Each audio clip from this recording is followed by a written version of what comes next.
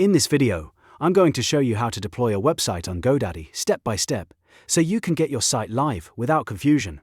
Whether you're uploading a simple HTML website or a zipped project folder, this process is beginner-friendly and only takes a few minutes once you know where to click. If this tutorial helps you out, make sure to hit like and subscribe for more easy tech tutorials, just like this one.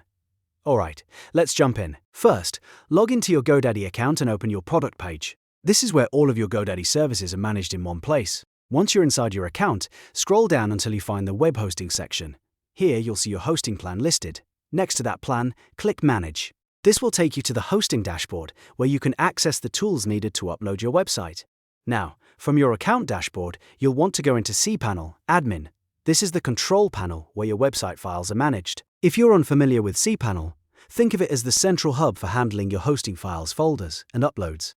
Once you open CPanel, look under the Websites section and click on File Manager. File Manager is where you'll be able to place your website files into the correct directory. When File Manager opens, look at the folder list on the left-hand side. You need to open the public_HTML folder. This is very important because public_HTML is the root directory for your live website.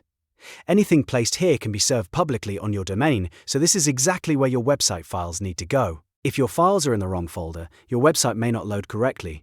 So always double-check that you're inside public_HTML before uploading anything. Once you're inside public_HTML, look at the top toolbar and click the Upload button. This will open the file upload interface. From here, you can drag and drop your website files directly into the upload area. If your project is already zipped, you can upload the zipped folder as well. This is often the easiest option if your site contains multiple files and folders, because it keeps everything organized during the transfer. After the upload finishes, make sure your main home page file is named exactly Index.Html. This is a critical step. Your server uses Index.Html as the default landing page, so if your home page has a different name, your website may not open the way you expect. If needed, rename your home page file before or after upload, then confirm it sits inside public_HTML with the rest of your site files. At this point, your website files are in place and your site is ready to be deployed on GoDaddy. If you uploaded a zipped folder, you may need to extract it inside File Manager so the actual site files appear in public_HTML. Once everything is set, visit your domain in the browser and refresh the page to confirm your website is live. And that's how you deploy a website on GoDaddy using File Manager and CPanel.